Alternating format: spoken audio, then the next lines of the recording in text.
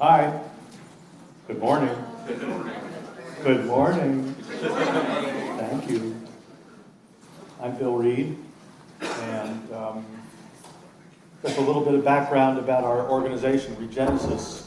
We started 25 years ago with the premise of uniting a number of whole system disciplines, which sounds like an oxymoron because how do you, a couple fragments don't make a whole, but anyway, permaculture, because we found out that permaculture practices even back then were not having the effect we thought they would have, organizational psychology, and actually many spiritual traditions from around the world, the esoteric spiritual traditions, because the ancients knew a heck of a lot more than we do about working with wholeness. So some of that will come out this morning, I hope. And I would appreciate it. It was great hearing the questions before because I'm trying to fit. Anyway, it seems there's a number of uneven level of experience here. And so I would appreciate it if I'm going too fast to throw a stick in my spokes and stop me. Just stop me, seriously. If the jargon is weird, apropos the first question, stop me. And what else? Well, the other thing is I'm really thankful to be here because I wish I'd been playing with this group. How long have you been doing this, Dirk? 8 years, something? 7 years? Anyway, there's a lot of good work. Oh, 3 years. Anyway, it sounded more than that. There's a lot of questions that we are looking for answers around, and I'm going to stand up here and make all these proclamations, but they're meant more as to stir the pot. They're our experience, and our experience is still information. We're still learning a heck of a lot. We don't have all the answers, but the one thing that I'm proud of is that we just dove in, and we basically learned by banging our head against the wall. Well, that didn't work. Let's go on to the next one. So a lot of this experience that I'm sharing today is hard won, and it doesn't mean it's right, but it's our experience. So that's what we're sharing. So one of the things I want to talk about is that regenerative development is a very important concept. We are not talking about regenerative design this morning. We're talking about development. Development is a synonym for evolution, but let's play with that a little bit. How do I move this ad? There we are. So I'm going to do something that may irritate you, but I think it will help. And I would like you to turn to gather in groups of 3, please, right now. If you're not awake, you will be after this. Meet new friends.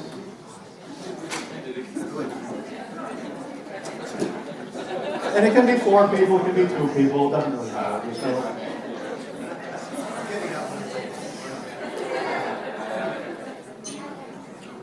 and this exercise, we might be able to do the whole hour. It's that rich, but we will stop you. So, I think the questions are obvious, and I'd like you to ponder them. Less bad parent, good parent, developmental parent.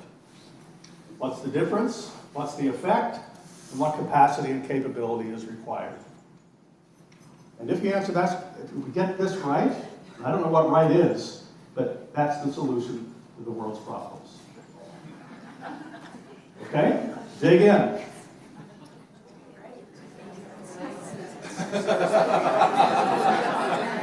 I'll check in with you in about 7 to 8 minutes. So you got to do rapid fire.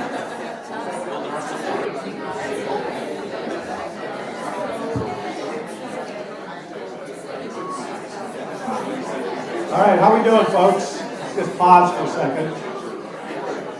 Is this fruitful or just entertaining?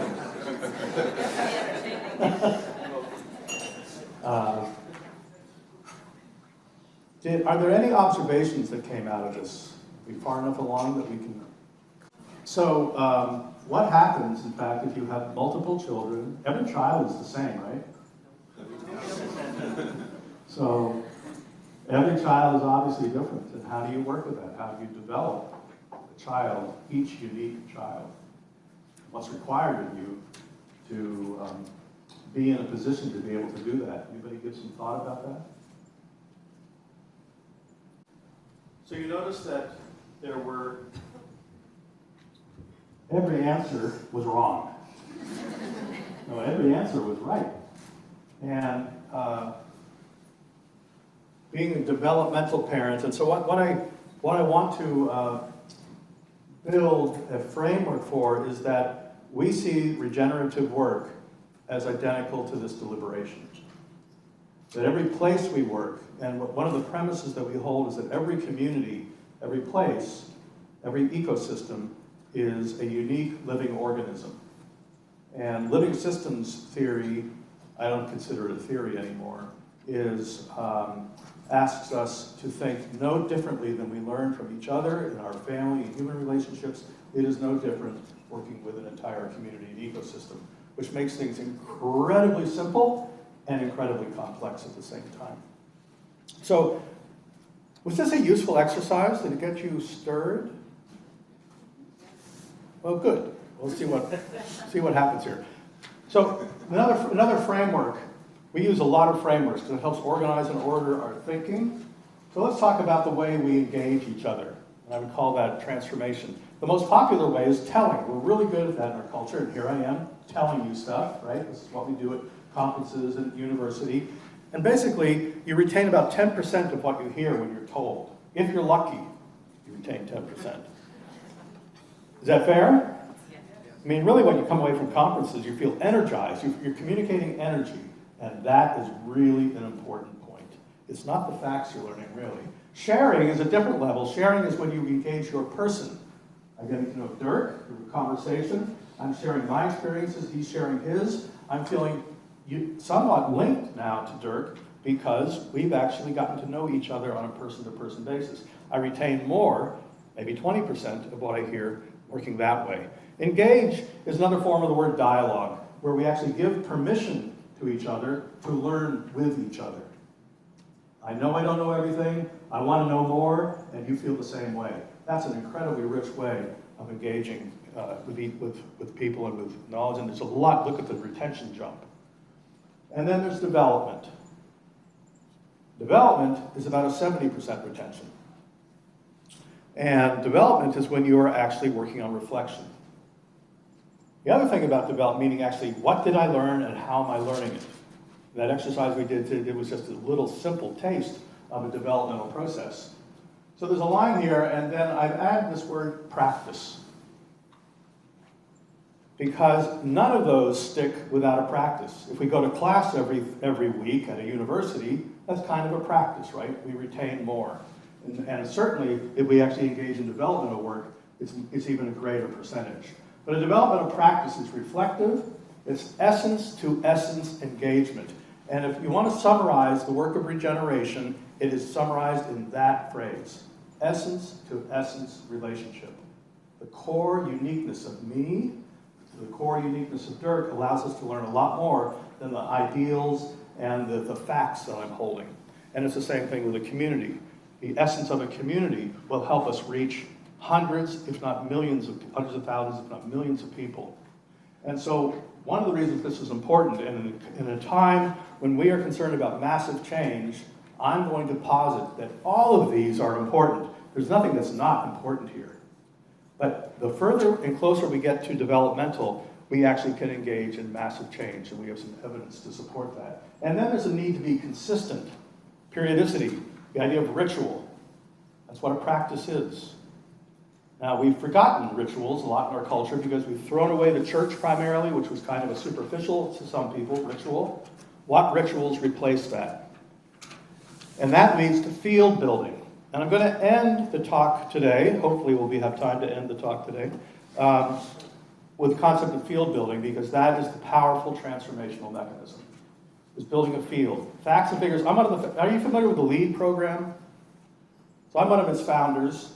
And we did that to put training wheels on the green building movement in the United States, just to get it launched. It has caused massive uptake in at least engaging in green buildings. It has done about zero for sustainability. Probably zero. Maybe 1.1%. Because a LEED building is not a sustainable building. You know, we talked about precision and jargon today. I love this quote. Michael Pollan wrote about this. Hopefully I can remember this. Confucius advised that if we hope to repair what is wrong in the world, we best start with the rectification of the names. The corruption of society begins with the failure to call things by their proper names, and its renovation begins with the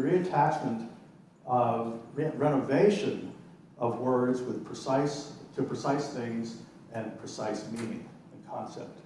Probably butchered that at the end, but the idea is, I think you get the idea, is that we are using words improperly. And, well, more on that in a second. And by the way, a practice goes forever. Regeneration is not, the in regeneration is really important. It means you do it again, and you do it again, and you do it again. Regeneration doesn't happen once. And regeneration, by the way, and I'm going to pick on Dirk for a second, regeneration is not a synonym for restoration. It's an entirely different animal, and we've already banalized the word regeneration because of that. Sorry to be harsh about that, but we really need to be really aware of the precision of this word. So how do we build the will to work this way is one I want to talk about right now. Okay, the major problems of the world are the result of the difference between the way nature works and the way people think. And we have been hardwired almost since Aristotle's time to think about nature as separate from humans. We talk about humans and nature. There, I've just proved it. So there is no such thing as humans and nature. It is nature. Problem is we've forgotten how to act within nature. And so how many of you have seen this diagram? So maybe it's worth a little explanation. This is where I would need your help. I don't want to belabor. That's why I got you here. That's why, so I should talk about this? Yeah. Okay. All right. Dirk gave me the word. So here we are, conventional design. Now I come to this as an architect and planner. Conventional design, Randy Croxton says, we build our buildings one step better than breaking the law, code. So green comes along, whether it's BREEAM or Green Star or all the different LEED or these different rating systems. And that means we can do 60%, 70%, 80% better energy savings. Let's talk about energy and carbon, right? So that's good. And that implies that zero, if we reach zero, then it's going to be sustainable. Is zero sustainable? Zero doesn't exist as a concept in nature, by the way. So what does that mean, to be zero? And as one wag says, sustainability is a slower way to die. You all get that, right? That efficiency only leads us to doing less bad. So efficiency allows us to be more efficiently unsustainable. We're still going to die, just slower. So I think I'd rather die quickly than if that's the case. So that thinking then said, well, what's the alternative? Because if that's all we have is this degenerating condition, we might as well go home and party. And I don't believe in that. So what else can we do? We need to be working on restoration and regeneration. Both are important. Now let me give you the definition of restoration. Sorry to be, I guess I'm geeking out more than I thought I would. But I'm going to be sharing with you a couple case studies and then I'll share the technical stuff about how it works. Restoration means that we are restoring the capability of an ecological subsystem, a wetland, a forest, a beach dune system, riparian corridor, that kind of thing. We're restoring that subsystem so it has the self-organizing capability to evolve. Everybody get that? Okay. Does not mean restoring something to its original condition. Can you restore something, a living system, to its original condition? No. Because you can restore a piece of machinery to its original condition, you cannot restore a biological entity to its original condition. And why is that? Here's the answer to this one. Why is that you can't restore something to its original condition? It's a dynamic system. Good. Other ones? Evolution. Evolution happens. In fact, there's been now proof that it's very difficult to repeat medical experiments because of evolution.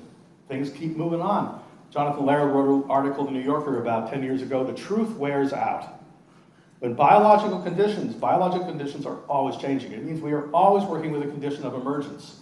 And it doesn't mean we're actually throwing the dice. Emergence can be actually predicted through patterns to some degree.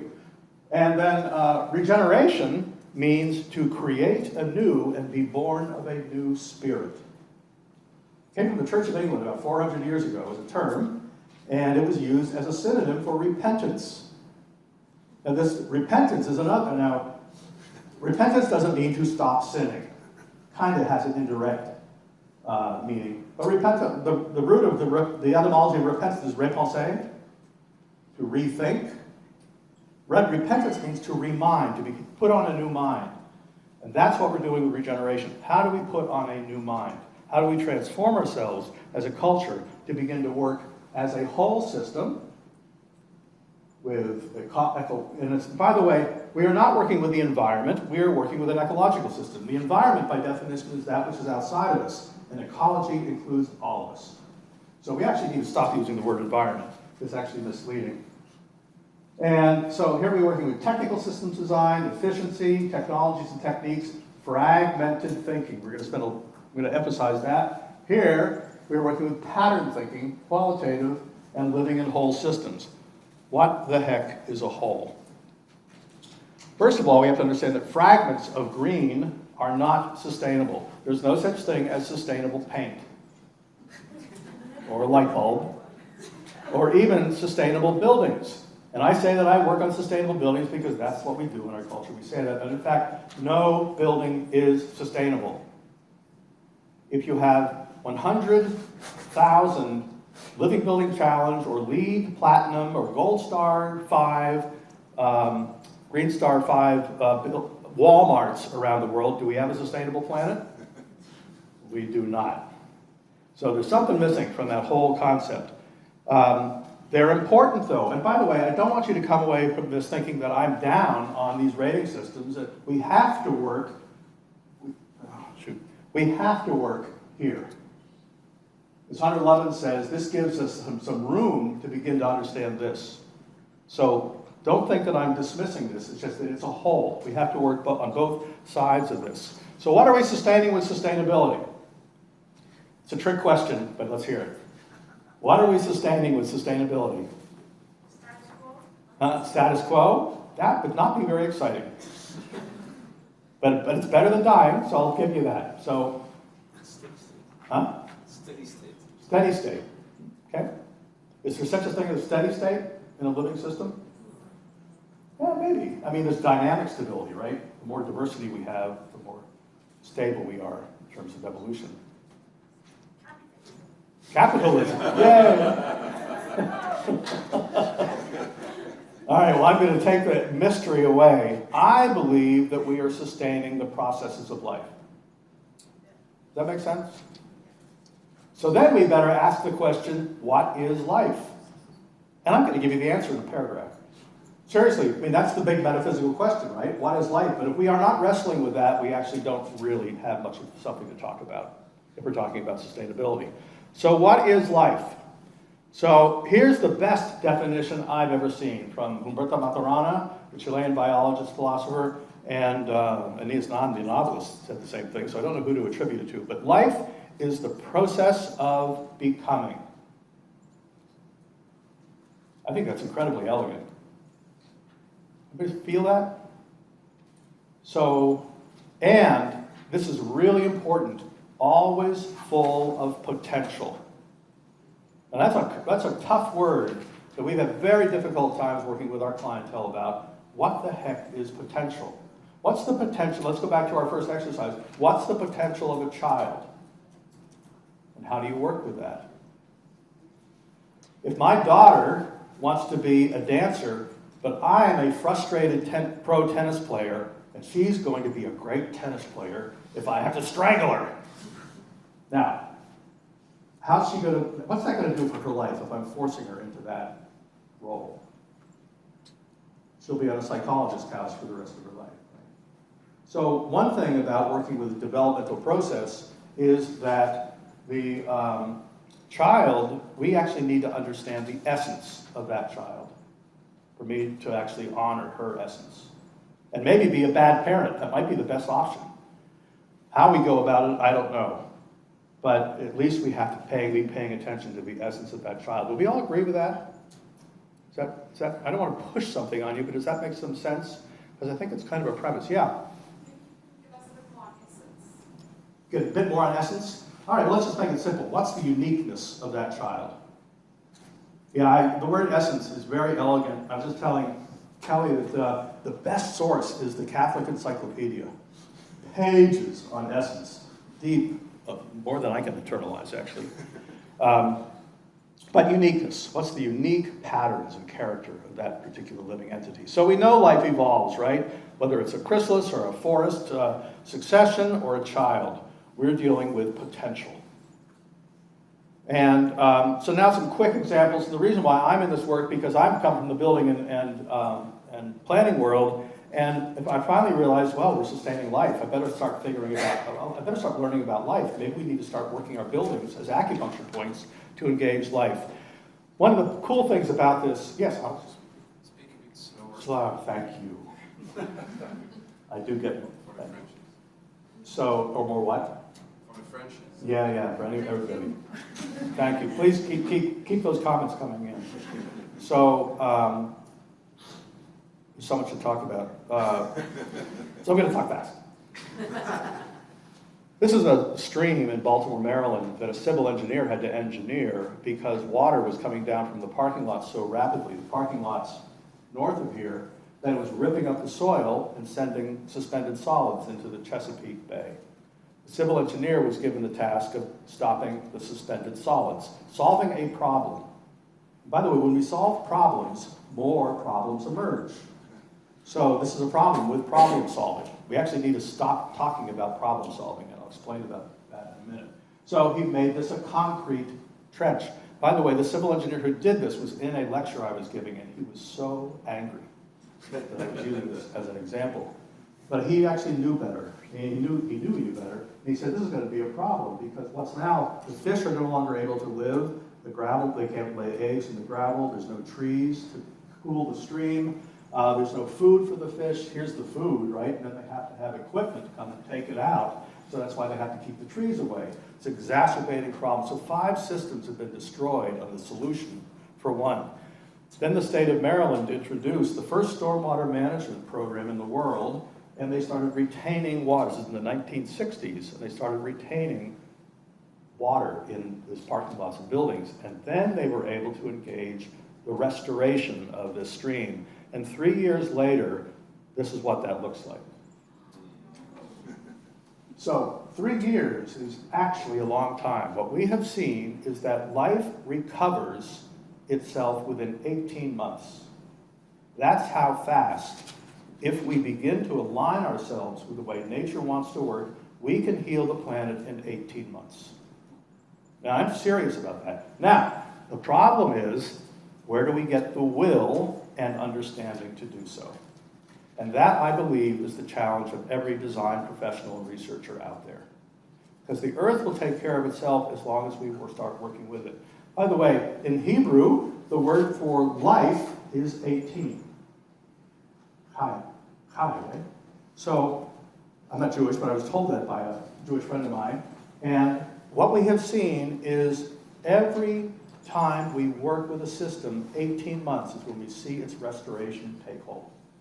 And by the way, socially, what we've seen, when people say, how long have you been, what did this process do for time frame savings? The answer is 18 months in almost every case. I'm not exaggerating. So I don't know what you do with that, but put it in your pipe and smoke it. Yeah. Is this also with humans?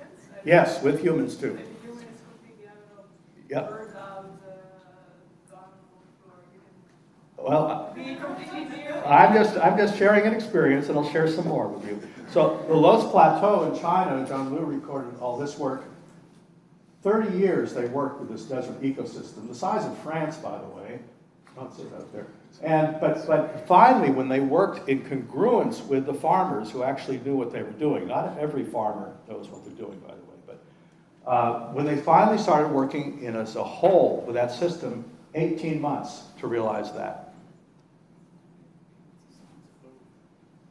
This is out of Santa Fe, New Mexico, a desert, no water in this desert for the last 200 years of European settlers' memory. A friend of ours, a permaculturist friend, Vint Lawrence, bought this ranch. He planted native species. He put gabions in the arroyos, the stream beds, to reduce erosion because it does snow and rain. It's about 12 inches, 10 to 12 inches of rain in Santa Fe. And then he called it a day because nature knows what it's doing. Well, nature does know what it's doing, but when we've destroyed the system, nature needs an assist. By the way, nature always needs an assist from you. Humans have an integral role to play with nature. The healthiest ecosystems on the planet, by evidence of diversity and diversity of relationship, which are the keys to evolutionary dynamism and stability, is when indigenous peoples work with the ecosystem, not remove themselves from it. So I'm just saying that we need to learn a lot more before we do that, but humans actually have a role to play. But by the way, what they learned in this was that in 18 months, they learned that Wild Bill Williams came from Colorado south into New Mexico to trap beaver. Beaver in the desert. You know what beavers do? There's no such thing as sand beavers. And so there was water here. There was obviously water here. And what's the pattern of beavers? Beavers build dams. So this group of guys and gals built a dozen meter-high earthen check dams where beavers would logically have built their dams, and within how long? 18 months? There was a permanent running stream in the desert. Now, that's great restoration. What makes it regenerative is that every farmer in the valley said, oh my goodness, there's water there. Can we do the same thing? Now we have a regenerative relationship. So every farmer in the valley did that, and now there's a raging, frothy stream where there was no water 10 years ago. So anybody else just explain, can you understand how that happened? Why did the water reappear? I'll give you the answer. So it does snow and rain, but when it rains in the desert, the water sheets across the desert floor and then evaporates. If you can hold it behind a dam, it saturates and charges the groundwater. And a stream is nothing but an elevated groundwater table. That was it. But all the technology in the world is not as good as just simple observation. Alan Sabry's work in Zimbabwe, I won't get into this, but even with less rainfall, the savanna came back by observing that antelope know how to take care of the grasslands. And they introduced cows and kept them in pens that destroyed the grasslands. So all they needed to do was move the fences every 2 weeks to restore the ecosystem. That's all very simple, elegant solutions. Okay, so does everybody see the potential in those photographs? Do you feel the idea of potential? That we can bring back the earth? Well, that's pretty cool. So let's get to work. That's potential. But how do we do that? How do we do that powerfully? So life is nested. I'm going to share with you now 2 case studies. And we have a lot of process stuff that we can talk about how we do that. I don't know if we're going to have time, but I'm happy to share that with you later on. But let me share a story about the nestedness of life. And you can have this presentation. You don't need to take all these notes. So Brattleboro Co-op in Brattleboro, Vermont, they called us up to do a LEED Gold rating grocery store. And the question that we ask all our clients, do you want LEED or do you want sustainability? That's a trick question. And they said, we want both, which I thought was a great answer. And so what we did is we were hired. And what we found out is that, did 5 minutes of research, the average bite of food in the United States travels 3,600 miles. Before the Industrial Revolution, it probably managed 10 miles, 10, 15. What's the one thing? So we might talk about a green grocery store, but if we do not have the food to support the store, how sustainable is the grocery store? So the food was what we focused on, and the first thing we did is we met with the executive committee and we took a tour of the grocery store and we turned over apples from New Zealand, strawberries from California, blueberries from Chile.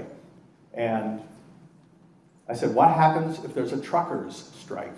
So, well, we're out of business in 3 days. What happens if a new supermarket chain moves into town? Oh, we're probably out of business in a year. So the thing that we needed to concentrate on was not whether efficient refrigeration cases and stormwater management was where our food comes from. And so that's why this is the answer to that cooperative, is these are all abandoned farms in the last 40 years. There's maybe 1 or 2 farms left in the environment. So, and that's because the soil's been depleted. The best soil is in downtown Brattleboro. And people said, well, we've built down there. No, you haven't. You've only built over 35% of the land. Where did most towns feed themselves during World War II? You're not old enough, I know. Home gardens. Yeah, victory gardens, backyard gardens. So this grocery store was programmed to become an agricultural extension service to teach people how to grow their own gardens and food again. A cannery to can their food. A daycare center to take care of the kids while the adults were doing that. An abattoir for hunters to dress their meat. Also a forestry service to begin to work with the land out here to restore the land capability, and a credit union to loan money for potential farmers. So far, we don't have a grocery store yet, and a grocery store. So when we were done, the executive committee loved the idea, and then we presented it to the board in this big meeting. And one guy raised his hand and he says, all we wanted was a grocery store. And we were fired that night. And well, we realized that this was early in our career, we realized we made a really bad mistake, is that we were working on solving the problem. We weren't working with the people in developing their capability to understand what the problems were. So it transformed our practice. We kind of knew that, but we didn't know that. We had to learn it the hard way. And we wrote this long report. We threw it over the transom to them, and we ran away. And we got it a year later. We got a call from the president, almost exactly a year later, and he said, Bill, this is the best thing that's ever happened to us. He said, we have developed a 100-year ends policy, they call it, to incorporate these ideas and develop them. So, as he said, the building, this is his quote, the building doesn't matter. Even though they build a new building, buildings are acupuncture points for regeneration. And anything we do, doesn't matter what the profession we're in, anything we do can be an acupuncture point for regeneration. So, now one point about that, it takes about a year, according to the little bit of brain science that I know, neurological science, it takes about a year for the cells in a brain to reorganize themselves, the myelination around these dendritic sheaths, to actually develop to the point where you can actually understand and internalize these ideas. And we've seen that over and over, a year. And it takes 3 years of continual practice for it to be internalized. So I want to emphasize this. There is no such thing as a deliverable in this work. This is a practice. And until we have help the world understand that this is not an event, but a practice, we are going to continually hit our heads against the wall. It takes, you just don't, going out one date night doesn't make a marriage, right? Giving your kids nice presents at Christmas time doesn't make a good parent. Practicing an instrument on a weekend doesn't make you a professional. You get the idea. Practice is really important. And so let's get over this idea that we're just kind of episodic in our work. This requires real dedication. Okay, a framework that I think is powerful is this. This is a Sufi framework. It's about 4,000 years old, and it's called the Law of Three. Anybody ever hear of this? Yeah. Cool. Yeah? Well, good. You can tell me more then, because I don't know. So, all right, so here's the premise. All life can be seen as an activating force and a restraining or receiving force. Male, female, science, religion, heart, mind, quantity, quality, right? We live in this very dualistic society, this either-or, Neoplatonic world. This is what we've inherited from the Greeks. It's the bad part that we've inherited from the Greeks. As brilliant as it is, it's only half the wisdom. So, this activating and restraining force is typically where we live. And the best that we can do, is we think, is to compromise. Now, compromise is a tough word in the Romance languages, but to concede, to give up, right? Conceder, to give up here, I give up a little bit, you give up a little bit. Our egos are equally beaten up. We feel satisfied that I've abused you, you've abused me, and then we go away somewhat happy. 3 years later, we say, now why did I give that up? That was a stupid idea. And we're right back where we started again. And the other way to look at compromise is we compromise here, then we compromise again, then we compromise again, and we compromise again. Where do we go? Compromise is another word, just like sustainability. We need to excise it out of the language because it does not work. Now, I'm making a histrionic statement. Of course, there are some things we need to compromise around. But the world really works, nature works like this. Nature actually reconciles or it harmonizes. The oak tree does not debate with the birch tree about exchanging nutrients. I didn't like what you did to me last week, so I'm going to hold back the nutrients from you. They both, and the whole system knows that it's a riot of reciprocity, right? That we all depend on one another. There's none of this kind of ego issue. I'm anthropomorphizing, I acknowledge. But I think you can, many ecologists actually agree with that statement that I just made, so I'll just let it rest with that. How do you harmonize? You actually harmonize, around potential, not existence. Problem solving is existence. Problem solving is looking backwards and saying, what are the problems? Oh, we're going to address that one and that one and that one. Potential is, what is the whole that we have to look forward to? And we find that is the incredible magic ingredient in working with complex communities, is working with potential. Because you can cohere communities around potential so much more effectively than you can around problem solving. So let me give you an example about that. There's no problems in nature, only potential. So when Hurricane Katrina came through New Orleans, destroyed the ecosystem, the levees, and all that. So nature didn't say, oh, that was such a bad thing that happened.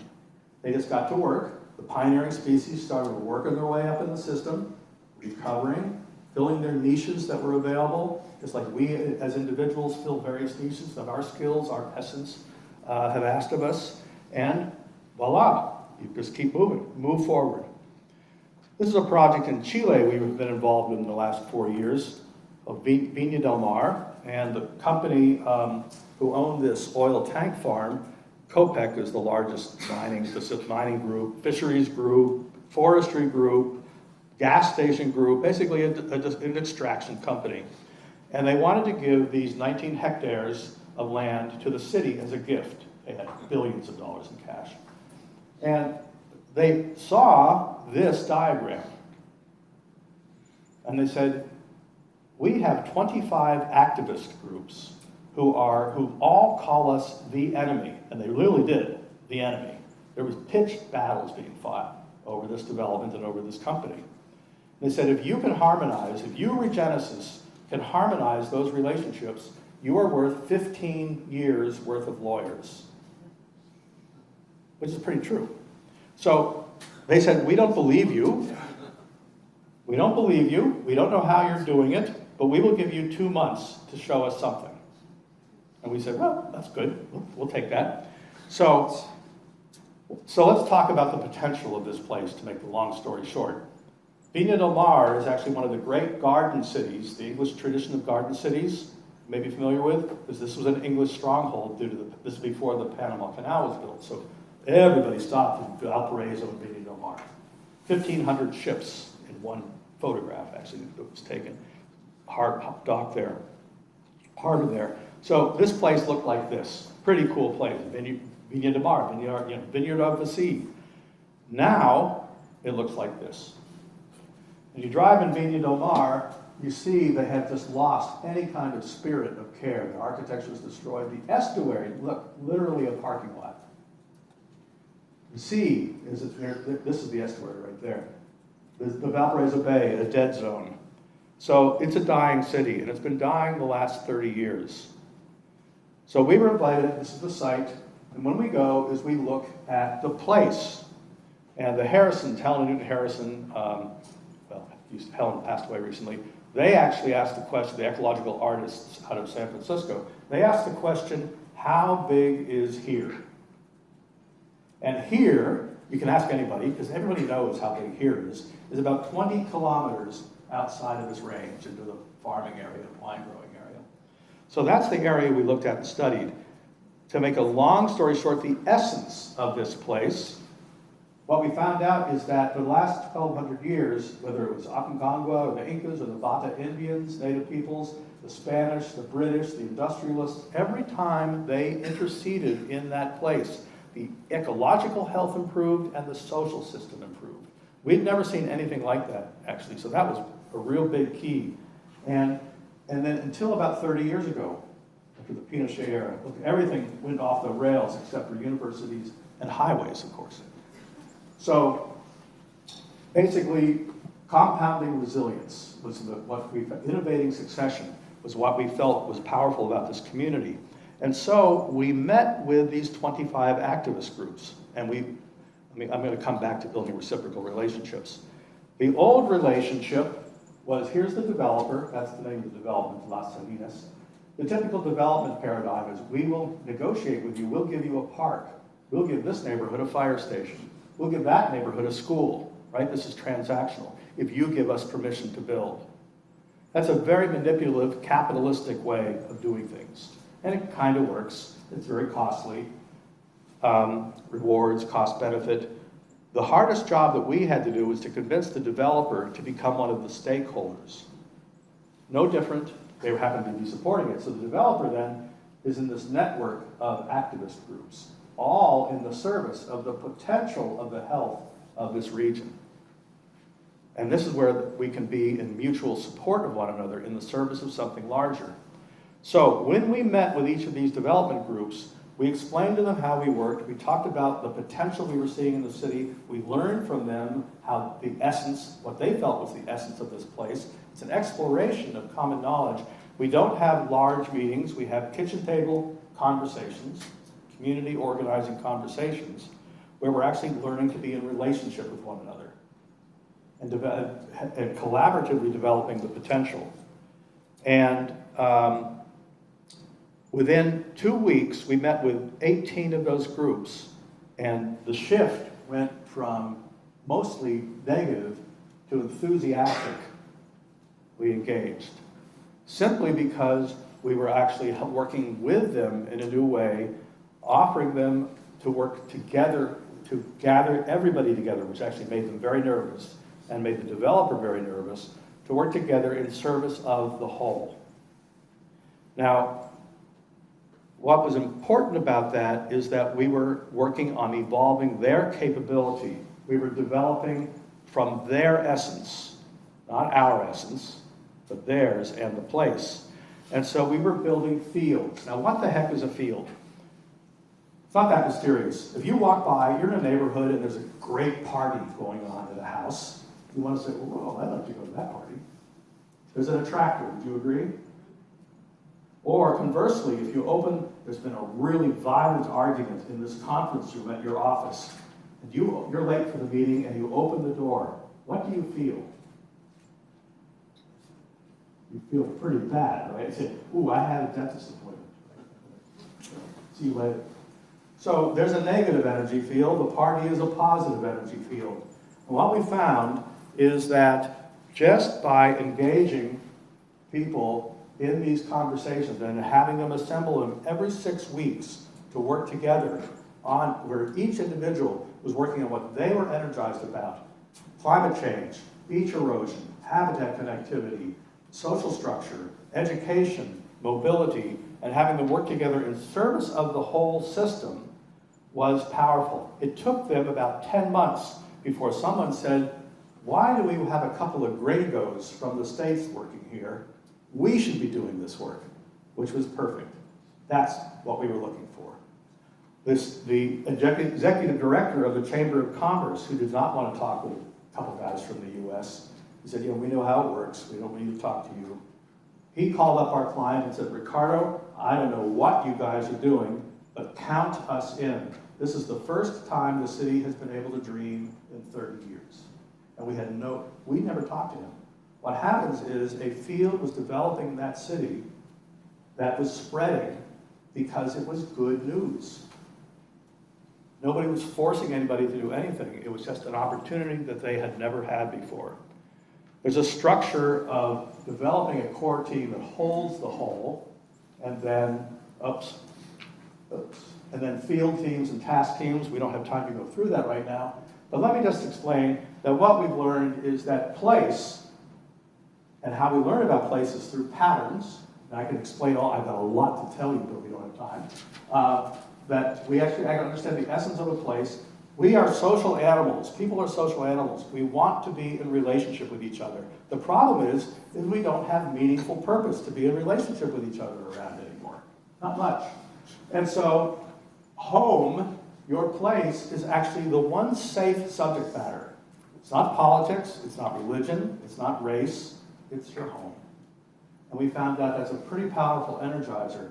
So if we're engaged around meaningful purpose and the potential of that place, then it takes a practice to engage in it. So place, patterns, purpose, potential, practice. They're all P's, I don't know why. So that is, anyway, those are two case studies that I was told to talk about. Now, let's see, we don't have much time. We only have 5 minutes. So there's a whole bunch of reasons why this works, and I would love to share them with you, but why don't I stop here for the moment? It's kind of a downer. So we stop for a moment for questions, or do you want me to kind of continue and explain what I can? Question? Okay. I'm going to continue really fast. Okay. How do you work with a whole? Place. You know what Eleanor Ostrom, the economist? Eleanor Ostrom, oh yes. I have a burning question. Yes.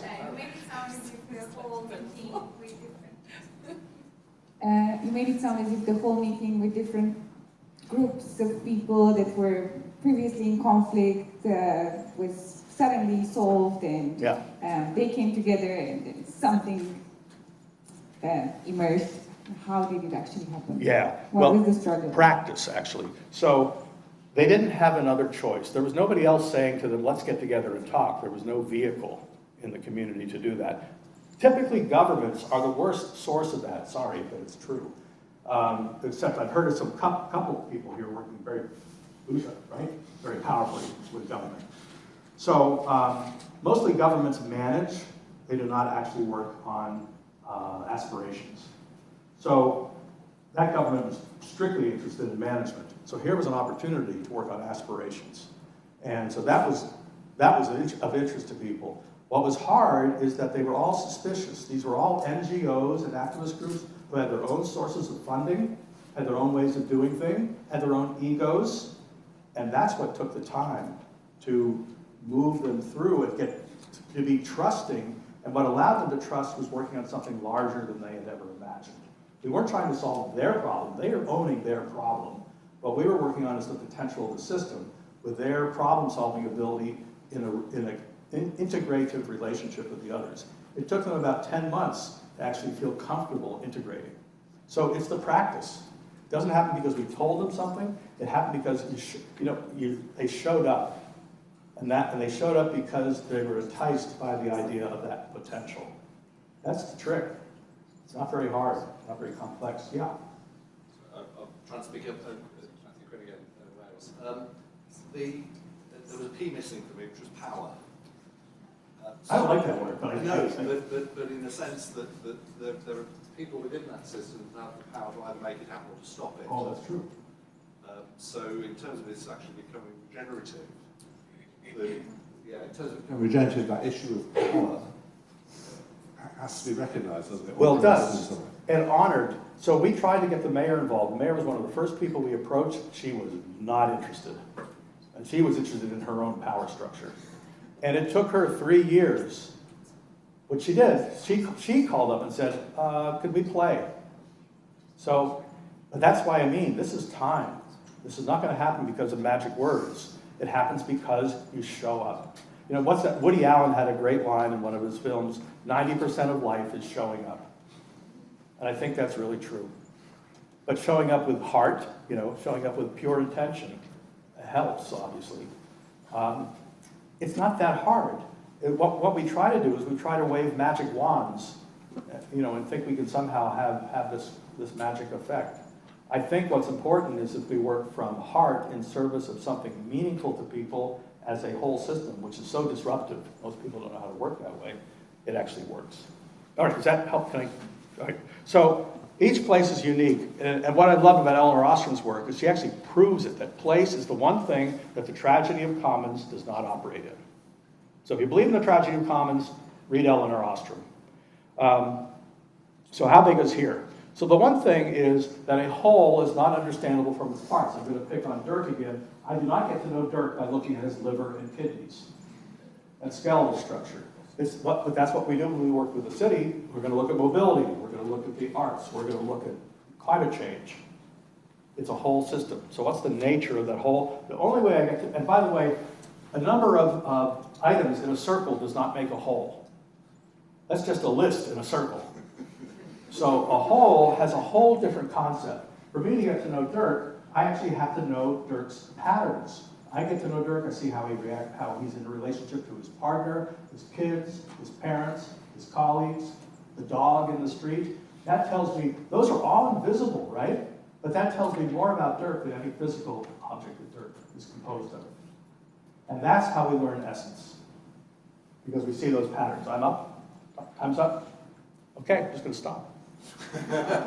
Can I go 5 more minutes? Yeah, I was just want to propose that we extend the lunch with 10 minutes. Yeah.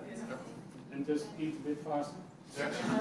Okay, and I'll talk Because back. we have to start again at 1 o'clock. So. Eat less. I'll talk back. All right, this is something that a lot of scientists argue with. I would argue right back. Every system has a purpose. How can this forest have a purpose? Unless we understand its role, we have no right to work with it. It's like me saying, I'm going to make Dirk a lineman on the power transmission system. Because that's what Dirk needs to do. Well, I don't think Dirk's really meant for that. So we have to understand Dirk's role, the way he thinks, his essence. And to give you an example about this, and I won't tell you the whole story, but you see these lines here? Those are streams. And basically, we were asked to understand this ecosystems because a developer wanted to cover this with houses. And we were hired. We said, we don't support your houses. What we do support is nature. We represent nature. And we believe that we can harmonize. So we will tell you what we know about nature. You can do it yourself. So the long story short is 3 ecosystems were destroyed when farmers came here 100 years ago. The Teton River, this prairie savanna, and the Big Hole Mountains. When farmers came, they put a dam there. And you see here, they diverted the water from Mahogany Creek, and it barely has enough water to reach the Teton River. So what we learned from this is that this land has a role to play. And the role it has to play is it serves as a living bridge between the Teton River and the Big Hole Mountains. Because the reason the Big Hole Mountains are dying is none of the fish, the salmon, this used to be a great salmon river, could swim upstream, lay eggs, and die, and their bodies were taken out to fertilize the woods and forest. Without that nutrient cycle, the system was collapsing. And so we needed to actually have this reconnection take place, this living bridge. And so what we found out is even if they put 1,000 homes here, they would only use 10% of the water from that stream. There's the soils map to prove what was there. And that would allow the water to be rewatered, that reconnection to be made. We explained that to the developer and his design team in 5 minutes. And they said, of course, that's what's going on. And within a half an hour, all those homes started shrinking into very narrow wedges of homes, which would have allowed all the habitat corridors to be reestablished and the water to be replenished. So I'm not suggesting that's a great solution, but it's better than just letting it stay as is, because as is actually death. It looks green, but it's actually death. So humans do have a role to play if we understand the way the land wants to be. And it's the same thing in cities. Jane Jacobs, her work, if you read Death and Life in Great American Cities, the classic story is the pattern of these streets in the Lower West Side was eyes on the street. If you don't have the eyes of the shopkeepers and the residents on the street, you destroyed the safety of that neighborhood. Without that pattern, it was dead. So you come along here and build a LEED platinum bank building without understanding that pattern, the essence, it's dead. So essence is really important. Oh, what's going on here? So regenerative development is determining the right phenomenon to work on, and then and building the capability, commitment, and sense of caring. It's the most important part of regenerative design. Reversing the damage, establishing the basis for self-renewing systems. This is where I would say regenerative design and restoration are similar. Which, you know, I'm not saying don't use the word, but let's make sure that we're understanding the difference between development and design. And you know, I'm a friend of Otto Scharmer's and Theory U. It's great stuff. It's not a U, it's a Geyer. And so it's basically understanding place, designing for harmony, and co-evolution.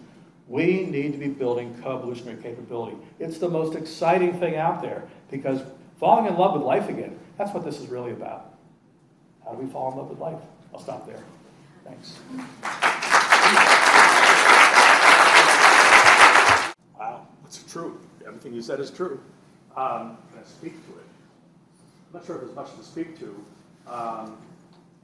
That's a power platform too. I mean, I guess the only thing that I would say to that, I mean, it's a broad philosophical question, is who are we in service to? And if we are not in service to people's ability to discover their own essence, I'm sorry, I'm going to be a little poetic about that, but really, this is why that first question is so important, is how do we help people develop into their own essence? Our education system destroys essence by the time you're 6 years old, at least in the United States. You know, basically it channels you into a way of thinking and being and socializing that education was originally meant to establish factory workers. That's why the education systems that we have today are in existence. They're meant to actually produce widgets of people. I'm maybe overstretching the point a little bit, but not too much. So the power structure comes from the very concept of development in essence. And I don't care what kind of, government's really important. Right now, government typically manages. It doesn't serve to hold potential. It's more reactive. So I don't think I'm answering your question, but it gave me an opportunity to talk about what was on my mind. We were involved for 3.5 years, which is about perfect. Unfortunately, 1.5 years was negotiating the restructuring of the real estate company because there was incredible divisiveness. So we were basically managing, you can manage people, you can't. We were working on the development of people's capability in that company to stop fighting and actually serve something more important. So I would say that about a year, half of our work was so focused on that capability of the company that we weren't as able to be as effective. But what was really cool is the company did get reorganized, and that real estate organization is powerfully transformed, and I really do mean that. They are implementing all this thinking now in being unified. So that is the perfect answer, the perfect outcome from our perspective, is building the capacity and capability of the people who live there, not us.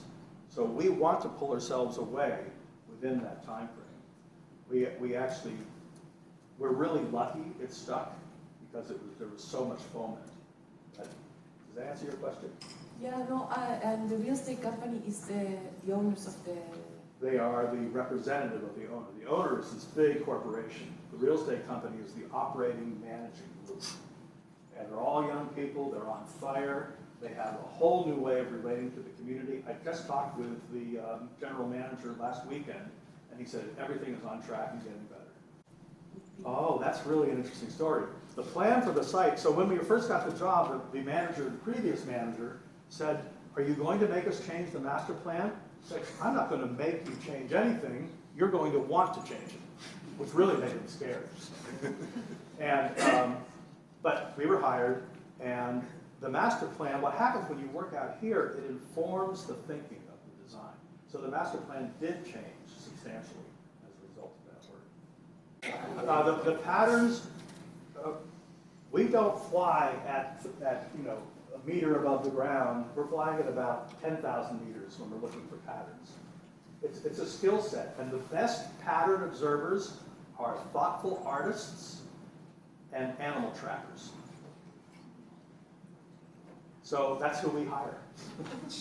No, I'm serious. That's who we hire, because they are brilliant at seeing essence. And basically the patterns, the unique patterns of a place, the broad patterns. And what's fun about this is we ask people we don't ask people what they want. We actually rarely ask people what they want. We ask them how they live. Because those patterns, their own patterns surprise them, because we don't think about our own patterns. And that level of engagement is actually very powerful. Because we're not pronouncing, we're just saying, here's what we're learning from you.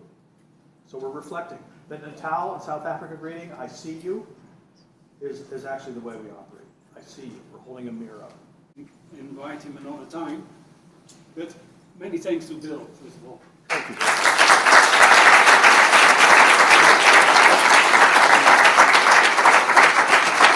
Many thanks really for the inspiring speech, and I think that we will come back to it many times. Okay. So I have a pleasure to give you a small gift Okay. on behalf of the SAS Place project first, and it's this art-based methods for transformative engagement. I guess got that you are- all the information from Kelly Yes. last night. Yeah. And then this is from the local organizers. It's a traditional drinking cup, and it's for personal use. And traditionally, it was carried by the wanderers in the wilderness. And they used to drink coffee, tea, and spirit, of course, in Finland. and it's made of birch, and I would say that it's very practical, in particular in the winter time, when you want to drink something hot, so it doesn't become so cold. Beautiful. So easy. So we're all wanderers in the universe. In the wilderness, we should all have this. Yeah. And it's also said that you shouldn't buy it yourself, you should have it as a present, so now you have it. Oh, really? Thank you. Yes. Okay. Beautiful. Thank you. Yeah.